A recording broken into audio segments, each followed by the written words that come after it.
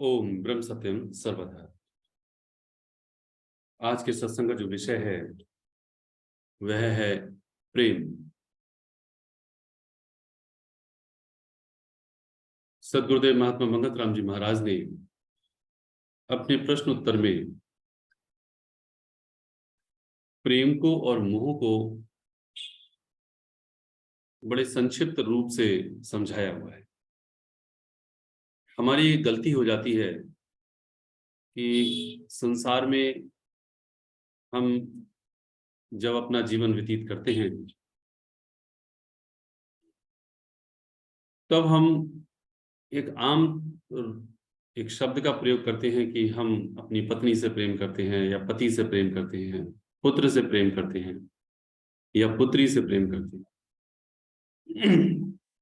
जो भी नाते रिश्ते हैं, इन सभी नाते रिश्ते से हमारा एक अनायास ही प्रेम का शब्द निकलता है कि हमें बड़ा प्रेम है।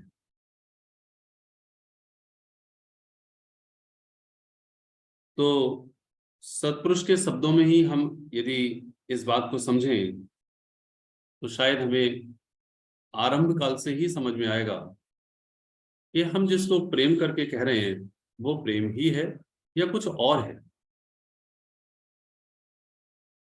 महाराज जी, प्रेम और मोह में क्या फर्क है?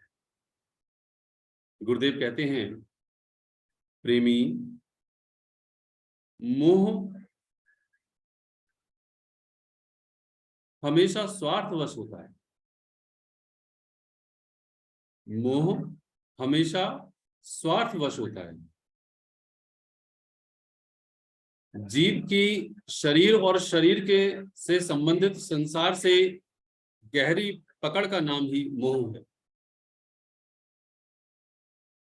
संयोग में भी वियोग का डर लगा रहता है। अगर फर्ज करके दिखाई भी दे तो सूक्ष्म रूप से उसमें गर्ज छिपी हुई ही होती है। तो सबसे पहले तो मोह का वर्णन किया। हम अपना आकलन करें कि जिन संबंधों के लिए हम एक शब्द का प्रयोग करते हैं प्रेम,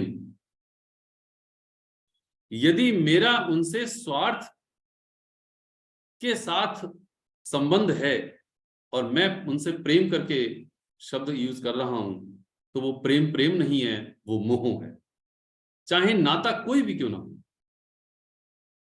इन नाते रिश्तों से, इन संबंधों से यदि स्वार्थ के साथ मेरा संबंध जुड़ा हुआ है और मैं कह रहा हूं प्रेम है, तो वो प्रेम नहीं। गुरुदेव साफ लफ्जों में कह रहे हैं कि मोह हमेशा स्वार्थवश होता है। उसके आगे कहते हैं ये जीव शरीर और शरीर से संबंधित संसार से गहरी पकड़ जब रखता है तो वो कुछ भी नहीं, वो केवल और केवल मोह ही है। आगे कहते हैं प्रेम के लिए, प्रेम उस हालत को कहते हैं प्रेमी जब परमेश्वर की याद में तन्मय होकर अपने आप को बुद्धि भूल जाती है। मस्ती का आलम उस प्रेमी के चारों तरफ अर्थात घिर जाता है। वहां न तड़प होती है, न वियोग होता है, न संयोग होता है। ये अवस्था वियोग और संयोग से रहित होती है, गर्ज और फर्ज से ऊंची होती है, हर्ष और शोक से न्यारी होती है। यदि संबंधों में मेरे लिए संयोग है और वियोग है, यदि संबंधों में मुझे, गुरुदेव कह रहे हैं गर्ज के साथ है, हर्ष और शोक के साथ है, तो यह अवस्था तेरी मोह की है। और यदि इससे ऊपर की अवस्था है तेरी संबंधों में तो वो प्रेम।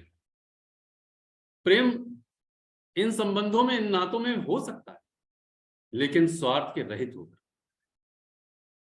यदि स्वार्थ है तो प्रेम नहीं। तो इसीलिए गुरुदेव कहते हैं कि जो सारे जगत का सार है, जो संबंध यानी जो टिके हुए हैं वो प्रेम से ही, लेकिन स्वार्थ के रहित होकर।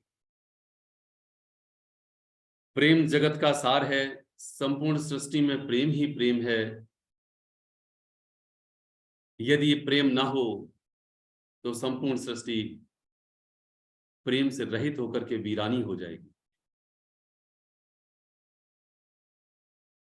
गुरुदेव कहते हैं, सब जीवों से प्रेम हो तन मन सेवाधार, समता साधन पाए के नित परसा जय जयकार। तो सब जीवों से प्रेम करने की बात कर, और तन मन से, ऐसा भी नहीं कि केवल धन से ही है, तन मन सेवाधार सब कुछ अर्पित कर दे, ये समता का साधन है। इसीलिए महाराज जी ने प्रेमी कहा। महाराज जी हर किसी से प्रेमी करके कहते हैं, क्योंकि वो जीव रूप देखते हैं। श्री महाराज जी ग्रंथ में हम सभी को समझाते हैं कि प्रेम केवल ईश्वर या गुरु से हो सकता है। ये फाइनल ट्रूथ है, ये फाइनल सच है। प्रेम केवल और केवल गुरु से या ईश्वर से हो सकता है। बाकी सारे नाते, रिश्ते, संबंध ये स्वार्थ के वशीभूत होकर वाणी आती है, हम लोग समझ नहीं पाते। गोस्वामी तुलसीदास जी कहते हैं, सुर नर मुनि सबकी यह रीति, स्वार्थ लाग करें सब प्रीति। सुर नर मुनि सबकी यह रीति, ये सबकी रीत है। स्वार्थ के नाते से सभी लोग जुड़े हुए हैं, और ये प्रैक्टिकल बात है। दास साहब सबसे पूछता है, आप अपने किसी भी नाते और रिश्ते से, संबंधों से, आप उनके मन के मुताबिक 10 काम करो, 11वां काम उनके मन के मुताबिक ना करो, तो आपके जो किए हुए 10 काम हैं वो आपके बेकार हो जाएंगे, आप उनके लिए बेकार हो जाएंगे। आपका सारा का सारा त्याग, जितना भी आपने उनके लिए किया, जितना भी उनके साथ आपने संबंधों में पारदर्शिता निभाई, वो सब बेकार हो। इसलिए कहते हैं स्वार्थ लाग करें सब प्रीति। ये स्वार्थ के नाते हैं सारे। गुरु स्वार्थ रहित है, इसीलिए जो गुरु है और जो ईश्वर है, उन्हीं से प्रेम सही मायने में सच्चा हो सकता। गुरुदेव से एक प्रश्न पूछा, महाराज जी ये जो मोह है, ये जो ममता है, ये कैसे खत्म हो सकती है? हमारी जो प्रेम के बीच ये सबसे बड़ी जो दीवार है, वो मेरी मोह ममता की है। तो इस प्रश्न के लिए जरूर हमें समझना चाहिए कि आखिर हमारी कमी कहाँ रह जाती है। गुरुदेव कहते हैं, पहले इस जीव को अपने शरीर की बड़ी भारी ममता है, फिर जितने शरीर से संबंध रखने वाले हैं उनसे स्वतः इसका स्नेह बढ़ जाता है। जब हर जीव परस्पर एक दूसरे से सुख चाहते हैं, ज्यों-ज्यों लगाव बढ़ता जाता है, संसारी ममता फैलती जाती है। ममता के नाश करने के वास्ते सब नियम धर्म बने हुए हैं। जब तक शरीर की ममता खत्म नहीं होती, तब तक प्रभु महिमा यानी प्रेम चित्त के अंदर नहीं आ सकते। जिस समय प्रभु प्रेम आ जाएगा, मोह ममता का रूप बदल जाएगा, मैं मेरी की जगह तू और तेरी करने लगेगा। महाराज जी ने कुछ भी छोड़ा नहीं है, और शर्तों के आधार पर हम सभी के लिए समझाने की कोशिश की है। ये जो मोह ममता है, ये सबसे पहले मेरे अपने शरीर से है। मेरा नाम मनोज है, मैं मनोज नहीं हूं, मैं मनोज के अंदर रहने वाली वो जीवात्मा अर्थात जीव सत्ता है। लेकिन मैं अभागा अपने आप को मनोज ही समझ बैठा। तो जब मैं मनोज हो गया, तो मनोज की एक बीवी हो गई, मनोज के माता पिता हो गए, भाई बहन हो गए, पुत्र पुत्री हो गए। नाते रिश्ते संबंध सारे के सारे जुड़े हुए हैं। किससे? मनोज से, मुझसे मैं अलग था, मैं अलग हूं और मैं अलग ही रहूंगा। लेकिन मैं समझ नहीं पाया, मैं अपने आप के लिए अर्थात जीव, मैं सही मायने में वो जीवन जीव हूं जो इसके अंदर जी रहा हूं। किसके अंदर? मनोज के अंदर। तो इसीलिए गुरुदेव इस छोटे से रहस्य के लिए समझा रहे हैं कि ये जो छोटा सा रहस्य है वो क्या है कि सबसे पहले तुझे अपनी शरीर से बड़ी भारी ममता हो गई, तू उसे अपना शरीर समझ बैठा, अपने अपना ही समझ बैठा। यानी तू तू ना रहा, बल्कि तू स्वयं शरीर ही हो गया। और जब शरीर हो गया तो इसके सारे संबंध तेरे अपने हो गए। इसीलिए कहते हैं कि फिर जितने शरीर से संबंध रखने वाले हैं इनसे स्वतः ही स्नेह बढ़ जाता है। ये अपने आप हो रहा है, आपको करना नहीं पड़ रहा, ये अपने आप स्वतः शब्द का प्रयोग आया। महाराज जी कहते हैं स्वतः स्नेह बढ़ जाता है। इसीलिए बेटे की याद करनी नहीं पड़ती, बेटे की याद आती है। सही मायने में मैं जीव हूं और मेरा सही मायने में अर्थात परमात्मा मेरा है। मैं परमात्मा हूं, मैं परमात्मा का हूं, मेरा परमात्मा है। तो मुझे परमात्मा याद आना चाहिए, ना कि मैं परमात्मा को याद करूं। मैं दुर्भाग्यशाली हूं, मैं अपने आप को जीव न मान करके मैं अपने आप को देह मान लिया, अर्थात मनोज मान लिया। मनोज के सारे नाते रिश्ते संबंध मेरे अपने हो गए, उनसे स्वतः स्नेह बढ़ गया और उन स्नेह के बढ़ने से सारे नाते मुझे याद आने लगे। परमात्मा याद करना पड़ता है, नाते याद आते हैं। तो प्रेम कहां है? तो सवाल ये उठता है प्रेम कहां है, क्योंकि जिस नाते को मैं समझूंगा, मैं अपना स्वरूप समझूंगा, जिस नाते को मैंने अपना बना लिया, उससे मैं सुख का यत्न करूंगा। बीवी मुझे सुख दे, पुत्र मुझे सुख दे, पिता मुझे सुख दे, ये सारे नाते मुझे सुख दें, मेरे अनुसार चलें। दो बातें मैं इनकी मानूं तो चार बातें ये मेरी माने, तो ये स्वार्थ का नाता है। इसलिए गुरुदेव कहते हैं कि जब तक शरीर की ममता खत्म नहीं होती, शर्त लगाई हुई है, जब तक शरीर की ममता खत्म नहीं होती तब तक प्रेम चित्त के अंदर नहीं आ सकता। जिस समय प्रभु प्रेम आएगा, ममता का रूप बदल जाएगा, मैं मेरी की जगह तू ही तू करने लगेगा। जित देखूं तित और सखीरी, सामने मेरे सांवरिया। गोपियों के लिए प्रेम अगाध था, जिसको कहते हैं भरपूर प्रेम था, और वो जिधर देखती थी उधर उनका सांवरा नजर आता था, उन्हें उनका कृष्ण अर्थात कान्हा नजर आता था। और प्रेम से वो उनके साथ ही रहती थी, वो अलग नहीं रहती थी।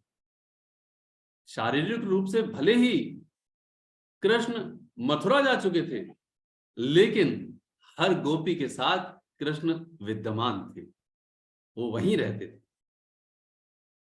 कुंज गलियों में कृष्ण थे, हर सखी के साथ थे और हर गोपी के साथ थे।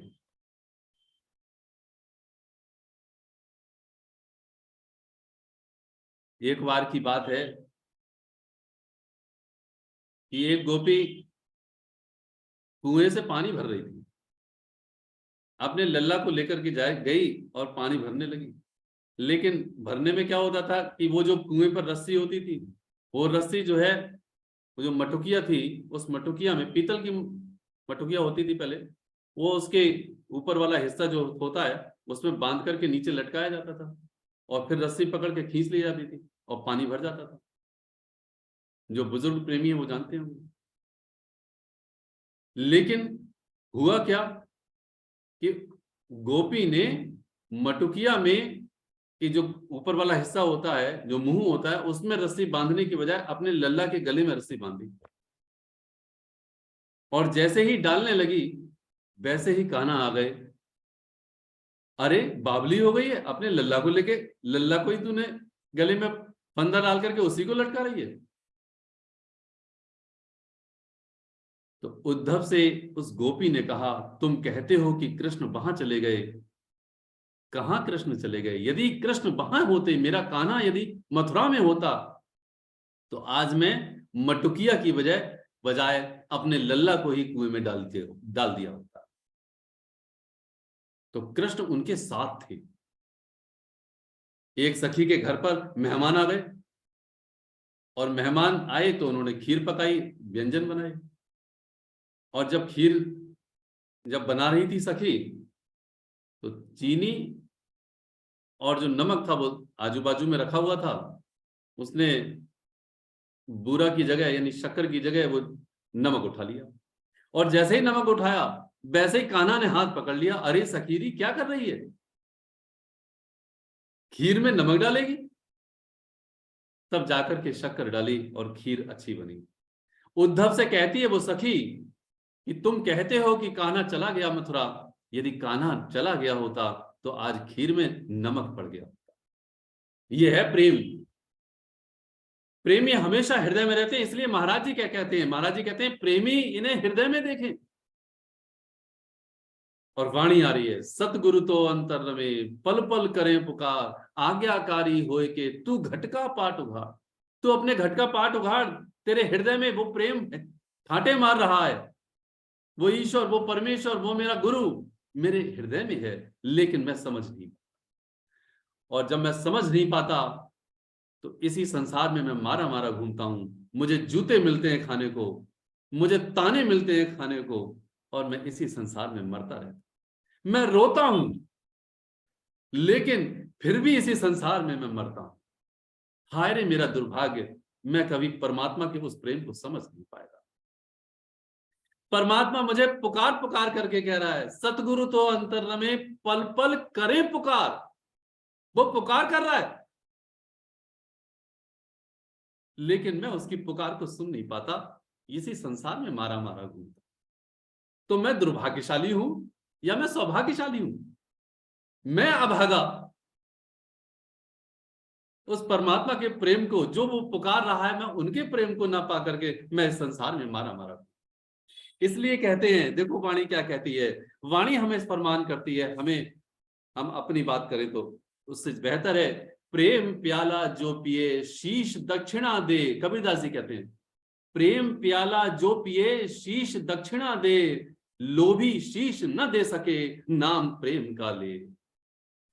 इसका अर्थ ही बड़ा गहरा है। वो कहते हैं प्रेम का प्याला जो पीता है वो शीश अर्थात अपने अहंकार को, अपनी अहम भाव को वो अर्पण कर देता है, शीश दक्षिणा दे। और लोभी शीश न दे सके, जो लोभी होता है वो शीश अर्थात अपने ही अहंकार को वो नहीं समर्पित करता है, और नाम प्रेम का ले, वो प्रेम का नाम लेता रहता है। भैया वो प्रेम नहीं है।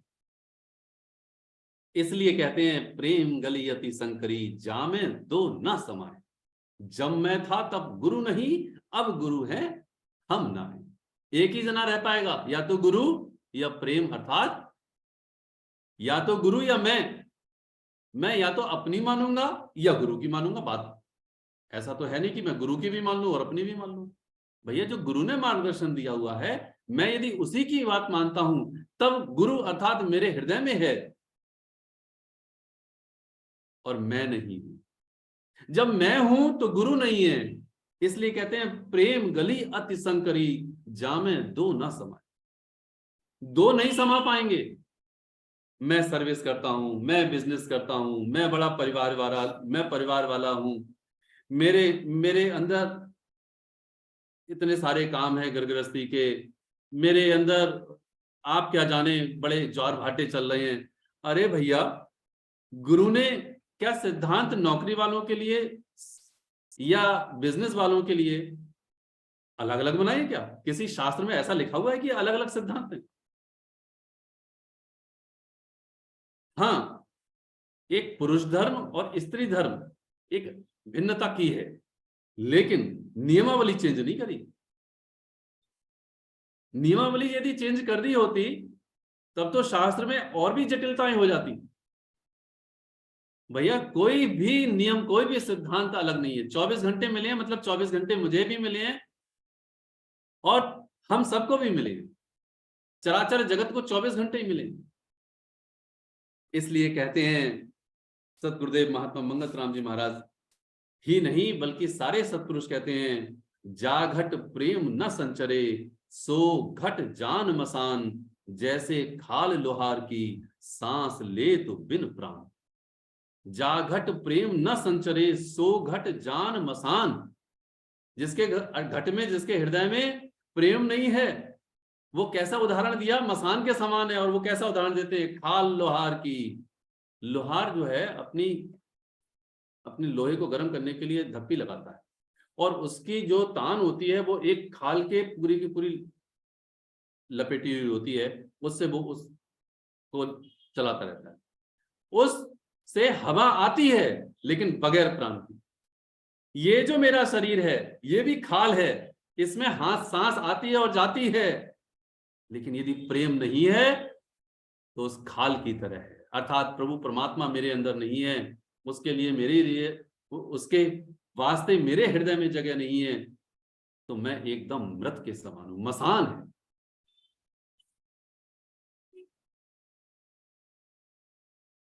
एक साधु, क्योंकि कहानी से हमको बड़ा समझ में आता, एक साधु महात्मा गांव में गए और दरवाजे की कुंडी खटखटाई।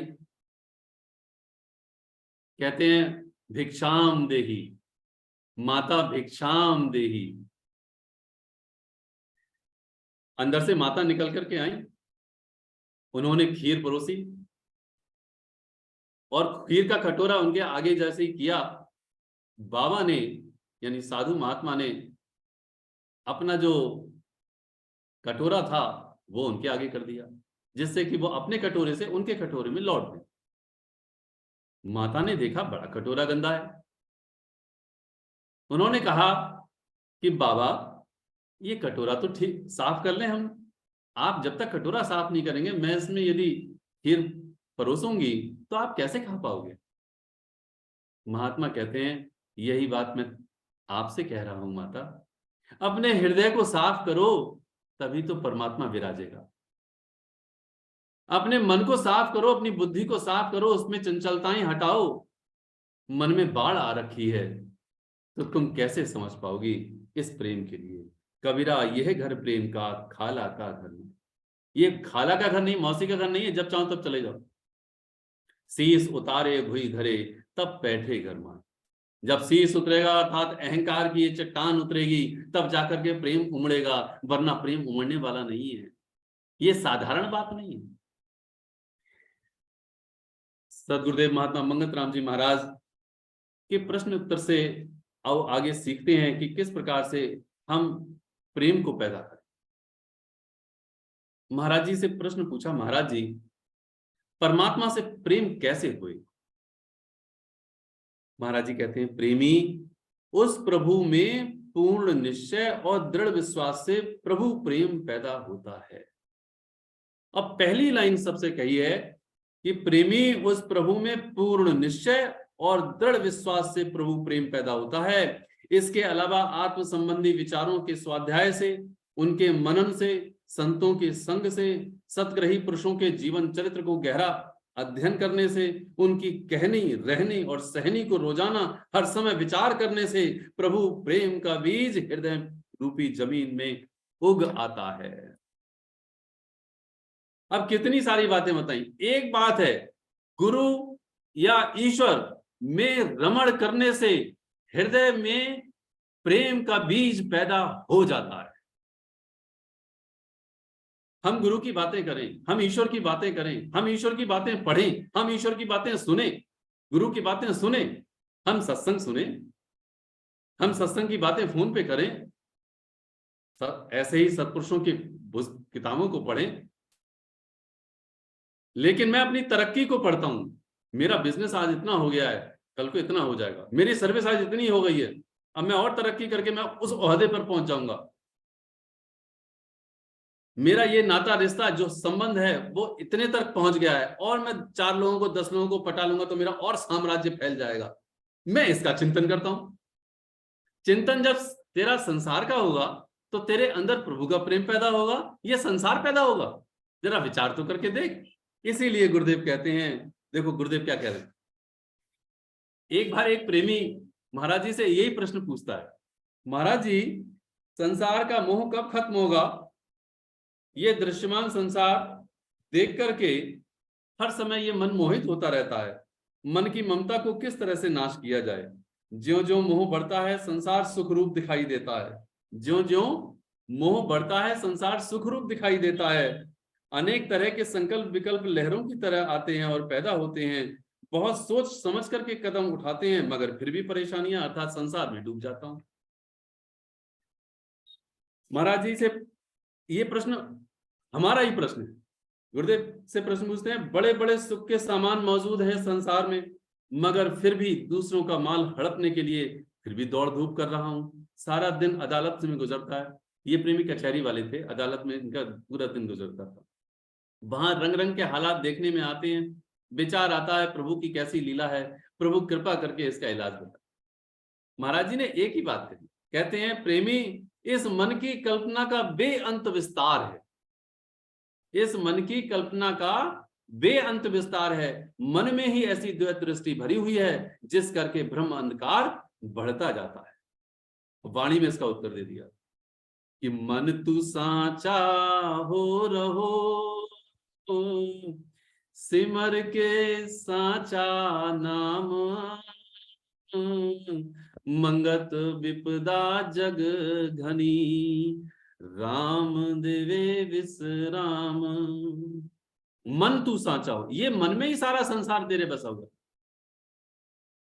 सिमर के साचा नाम, सच्चा नाम सिमर के तू इस मन की सारी कल्पनाओं को, सारी की सारी दौड़ धूप को तू हटा दे।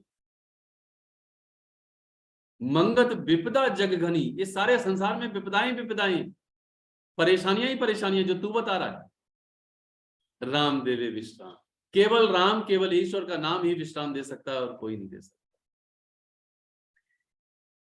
एक प्रश्न दास संगत के सम्मुख और रख रहा है, क्योंकि ये प्रश्न हमारे उस स्थिति का है जहां से हम पैदा कर सकते हैं। गुरुदेव ने कहा, गुरुदेव कहते हैं ईश्वर प्रेम की 3 अवस्थाएं हैं। एक कयासी प्रेम, एक यकीनी प्रेम, एक पूर्ण प्रेम। महाराज जी कहते हैं जब सत्संग द्वारा, महापुरुषों और सत्संगों द्वारा सुनकर शास्त्रों के पठन पाठन से जो प्रेम पैदा होता है वो सुना सुनाया प्रेम होता है, जिसको कयासी प्रेम कहते हैं। हम आप सब इसी कयासी प्रेम के अंतर्गत लगभग दास को आता है कि ये जो सुना सुनाया है वो प्रेम है। लेकिन दूसरी स्थिति का प्रेम होता है जिसको कह रहे हैं यकीनी प्रेम। जो भी जीव उन शास्त्रों को सत्पुरुषों के द्वारा बताए हुए साधन को के ऊपर चलता है, यानी कुछ सत्य की कमाई कर लेता है, तब उसे यकीन हो जाता है, पक्का विश्वास हो जाता है कि जो कुछ मैंने सुना था या सुनाया था वो बिल्कुल ठीक है और मैं ठीक रास्ते पर चल। इसको कहते हैं यकीनी प्रेम। लेकिन एक पूर्ण प्रेम है। महाराज जी कहते हैं जब जीव ज्यादा से ज्यादा अभ्यास धारण करता है तब वह प्रभु की सत्ता में लीन हो जाता है और लीन होने की अवस्था को पूर्ण प्रेम है। हम सब कयासी प्रेम से यकीनी प्रेम में आए कि जो महाराज जी ने कहा है वो महाराज जी ने बिल्कुल 100% सत्य कहा है, तब जाकर के मेरा यकीन हो जाएगा। यही बात गुरुदेव ने वहां पर भी कही थी कि किस तरह से तू तेरा प्रेम जो है बढ़ेगा, कि जब तू ईश्वर पर विश्वास करेगा और उनकी बात को मान करके चलेगा। इसको कहते हैं यकीनी प्रेम। और जब यकीनी प्रेम होगा तब तू क्या हो जाएगा? पूर्ण प्रेम का अधिकारी हो जाएगा, अर्थात उन परमात्मा के प्रेम में गोता लगाने लगेगा। महाराज जी कह रहे हैं ठाठे मारने लगेगा प्रेम में। अंत में और एक बात है जो शायद हमें इस प्रेम को पैदा करने के लिए एक मदद करे। महाराज जी से आदरणीय प्रेमी देवराज जी उनके बड़े अच्छे शिष्य रहे। जब महाराज जी ने आदरणीय प्रेमी देवराज जी को दीक्षित किया तब उन्होंने कहा था कि प्रेमी,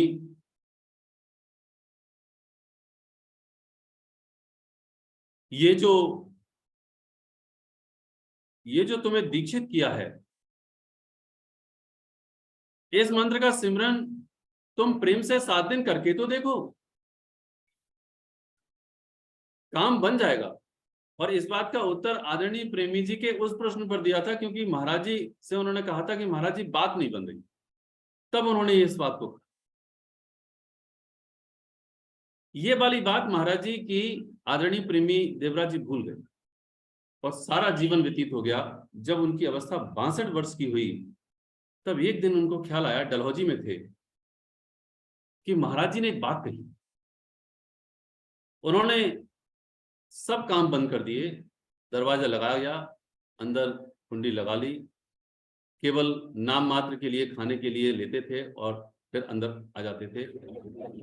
बड़े प्रेम के साथ, बड़े प्रेम के साथ महाराज जी के जो मंत्र था, उस मंत्र का उन्होंने जाप किया और उन्होंने अपनी उस अवस्था को प्राप्त कर लिया, अर्थात प्रेम के अंदर वो डुबकी लगाने का। तो ये बात